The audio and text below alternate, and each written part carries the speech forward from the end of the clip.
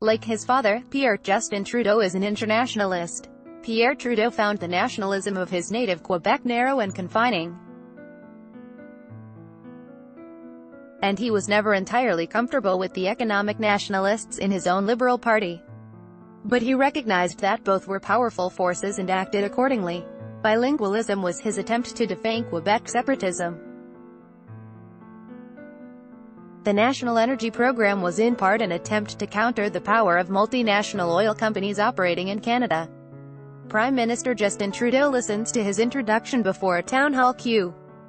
Hindsight: the elder Trudeau, with his plans to regulate foreign investment and his decision to have the government purchase its own oil company, seems a champion of nationalism. But at the time, he was a reluctant one, who had been forced into the role by the zeitgeist of the moment, and a visceral dislike among many Canadians for two powerful occupants of the White House, Richard Nixon and Ronald Reagan. So it is with Justin Trudeau. The current Prime Minister is by instinct a cosmopolitan who talks of a Canada wide open to the world.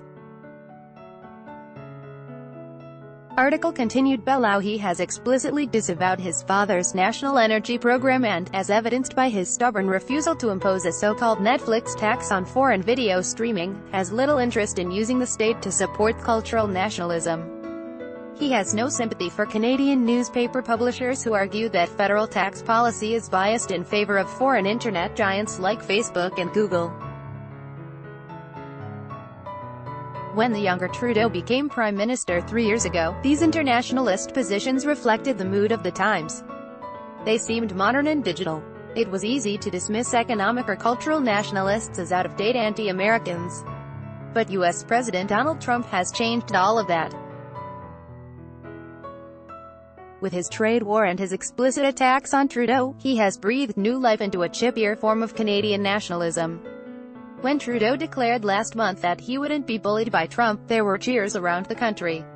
When Trump reacted furiously to that, Canadians cheered even more. Article continued. Below, grassroots movements devoted to boycotting American products have sprung up.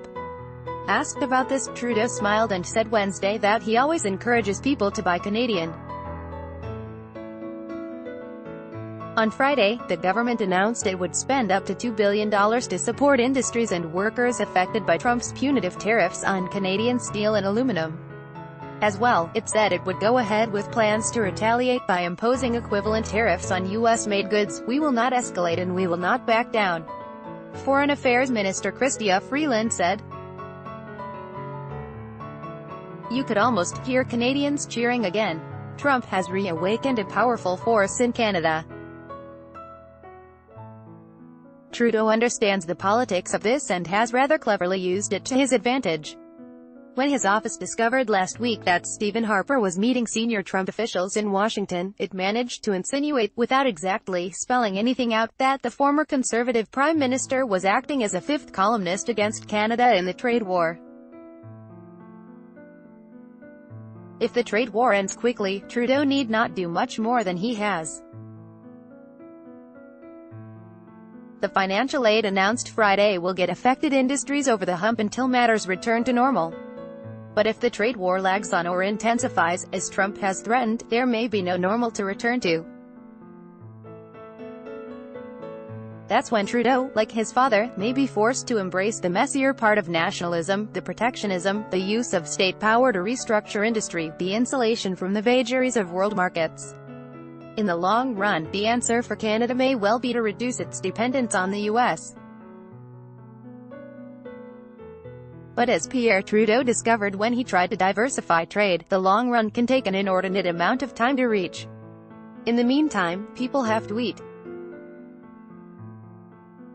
In a world where nationalism is on the rise, Justin Trudeau will find that declaring his fidelity to the principles of free trade and open markets is not enough. Thomas Walkom is a Toronto-based columnist covering politics. Follow him on Twitter, @TomWalkom.